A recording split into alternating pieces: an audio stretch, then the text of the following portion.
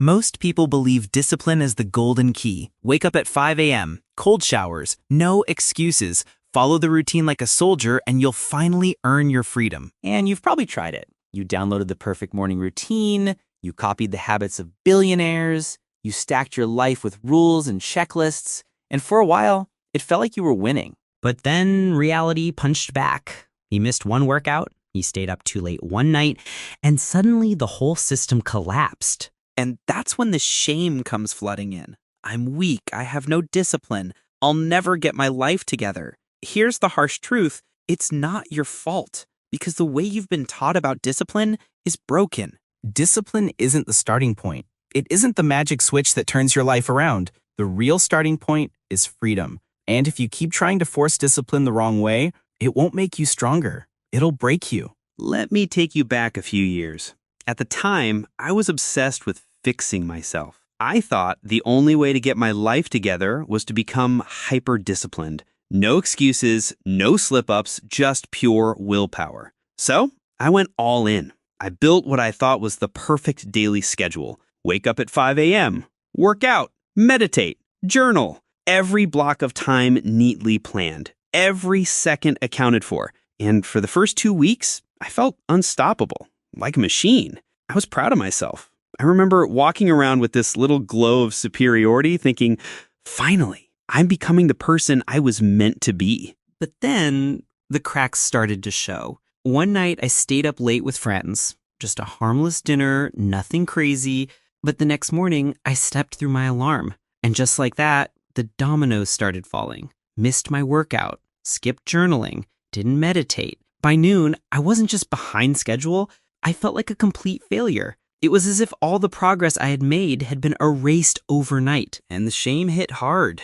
I remember sitting there thinking, see, this is exactly why I can't get my life together. Instead of bouncing back, I did what most people do when they fail at discipline. I threw the whole system out. Back to sleeping in, back to scrolling, back to feeling stuck. It became this exhausting cycle. Push hard, collapse, punish myself, repeat. Push hard, collapse, punish myself, repeat. Over and over again. And here's the worst part. The harder I pushed, the less energy I had for the things that actually mattered. I wasn't becoming disciplined. I was burning out. But then something unexpected happened. One weekend, almost out of frustration, I stopped trying. I let go of the rules. I gave myself permission to wake up when I wanted. I let myself spend an entire day doing nothing productive. No gym, no journaling, no meditation, just freedom. And guess what? By the end of that weekend,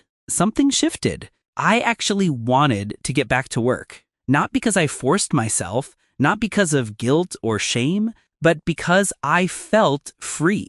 And that, my friend, was my personal turning point. I realized discipline was never really my problem. The problem was the prison I was building around myself, the endless rules, the suffocating pressure. When I finally let myself breathe, when I started with freedom instead of force, the desire to do meaningful things came back naturally. And that single realization changed everything. And once I saw it in my own life, I started noticing it everywhere. Take kids, for example. No one has to discipline a kid into playing outside. You don't see them setting alarms, making to-do lists, or forcing themselves onto the swing set. They want to do it. They have endless energy for the things that light them up. Now, compare that to school. Ring the bell, sit down, be quiet, do this, not that. The more rules you pile on, the less alive they become. Their curiosity shrinks. Their energy fades. That spark in their eyes starts to dim. Why? Because freedom creates energy. And energy naturally creates discipline. But when you strip freedom away, you kill the engine. And it's not just kids. Look at creative geniuses, writers, musicians, athletes. Most of them don't live with robotic discipline. They don't wake up saying, today I must force myself to suffer. They follow the pulse of freedom. They chase what excites them. And that energy is what allows them to do the boring, repetitive, disciplined work that greatness requires. Take Steve Jobs, for example. He wasn't disciplined in the conventional sense. He dropped out of college, he ignored rules. His parents thought he was throwing his life away. But then he wandered into a random calligraphy class, Not because it was practical, not because it would make him money, but because it fascinated him. Total freedom. And that one act of following curiosity shaped everything. The elegance of Apple's typography, the beauty of its design, it all traces back to that free choice. And once Jobs felt the spark, the discipline came. He poured 16-hour days into building Apple. He obsessed over every pixel, every curve, every detail. But notice the sequence. Discipline didn't create freedom. Freedom created discipline. So if freedom fuels discipline in kids and artists and innovators like Jobs, why do we think we're the exception? Here's the core of the idea. Most of us were taught that discipline is the engine and freedom is the reward. You suffer now, grind now, delay every joy because someday, if you stick it out, you'll earn your freedom. But I realized it's actually the other way around. Think about what happens when you start with discipline. You grit your teeth. You white-knuckle your way through routines. You tell yourself no excuses, no slip-ups. You make a checklist and punish yourself if you miss a single line. And maybe you last a week, maybe two. But eventually, you crack. Because no one can live inside a self-built prison forever. That's why people burn out. That's why most perfect systems collapse. Discipline on its own doesn't inspire. It suffocates. Now, flip the script. What happens if you start from freedom instead? You wake up in the morning, and instead of asking, what should I force myself to do today? You ask, what do I actually want to move toward? And let me be clear, freedom doesn't mean chaos. It doesn't mean lying in bed all day, scrolling endlessly. It means giving yourself permission to listen, to notice where your energy naturally wants to go, to follow the sparks that make you curious, alive, awake. And here's the magic part. When you move from freedom, discipline doesn't have to be hammered in. It grows on its own. Think about the gym. If you start from discipline, you drag yourself there. You punish yourself through every rep. And the second you miss a day, the shame floods in. But if you start from freedom, wanting to feel strong, wanting to move, wanting to be proud of your body, then showing up doesn't feel like prison time. It feels like play. Take studying. With pure discipline, you're forcing yourself through textbooks at midnight, hating every word. But when it comes from freedom, when you're curious about how things work, when you care about what you're learning, the focus comes naturally. You don't need a whip. Curiosity drives you.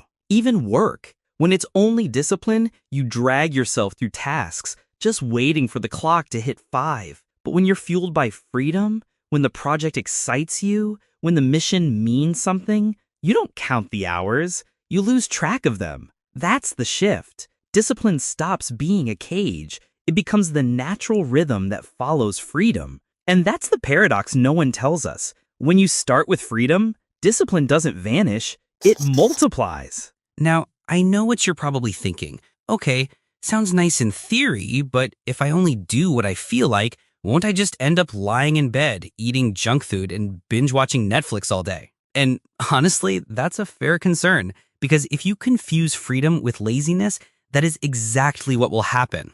But here's the key difference.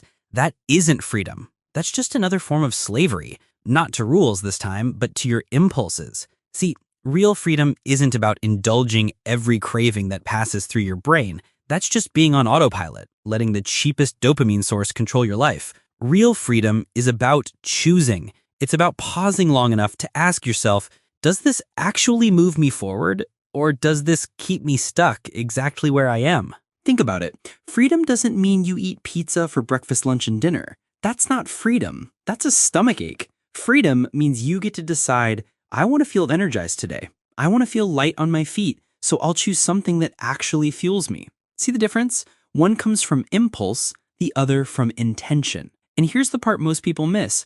Discipline still shows up here, but it shows up after freedom, not before. When you start from freedom, you stop living like a prisoner under your own rules. You're no longer dragging yourself through routines that feel like punishment. Instead, you're giving yourself permission to move toward what matters, what feels aligned, what actually gives life energy back to you. And let's be honest, does that sound like chaos? No, that sounds like clarity. Because when you have clarity, discipline doesn't have to be manufactured. It's not forced, it's not faked. It grows naturally, like a plant leaning towards sunlight. You don't have to bully yourself into doing the right thing. You want to do it. That's the subtle but radical difference. Freedom without intention is just laziness. But freedom with clarity, that's where the deepest, most sustainable discipline comes from. And once you see it, you can't unsee it.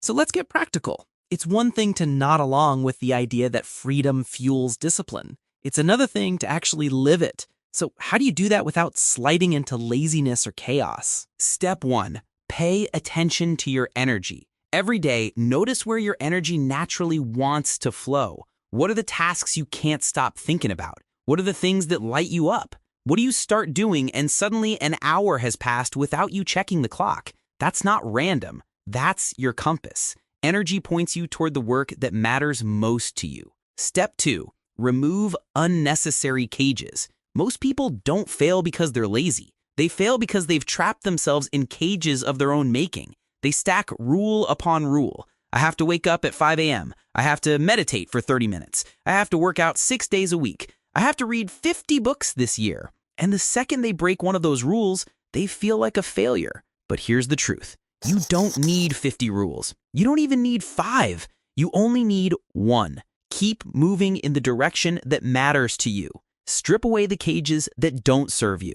Step 3, let discipline emerge. And here's the beautiful part. When you give yourself real freedom, discipline doesn't disappear. It actually grows stronger. Because when you're moving towards something that excites you, you want structure. You want routines. Not because some productivity guru told you to, but because they help you protect and amplify the work you care about. This is why artists, athletes, and creators often seem insanely disciplined. They're not white-knuckling it. They're protecting their freedom. And that's when discipline sticks. Not as punishment, not as pressure, but as support, as scaffolding for the life you actually want. So tomorrow, instead of asking, how can I force myself to be more disciplined? Try asking a different question. Where do I feel most free? What's pulling me forward right now?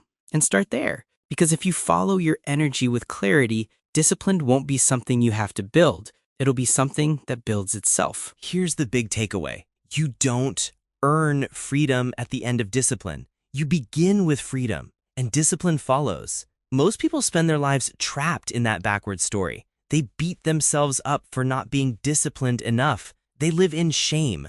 They quit. They start over. And they never escape the cycle. But you don't have to play that game anymore. You can flip the script. You can start from freedom today. And if you do, you'll notice something incredible. Discipline won't feel like a fight anymore. It'll feel like alignment, like the natural rhythm of who you already are. Think of it like music. If discipline is the beat, then freedom is the melody. The beat alone is rigid, mechanical, lifeless. But when you let the melody lead, the beat follows naturally. And together they make something alive. That's how life is meant to feel. Not like marching to someone else's drum, but like dancing to your own song. So stop chasing discipline. Stop punishing yourself for not being a machine. Instead, create freedom and watch as real discipline grows. Not by force, but by rhythm. Not as a cage, but as your own music. And when you live that way, you don't just get more done. You come alive doing it.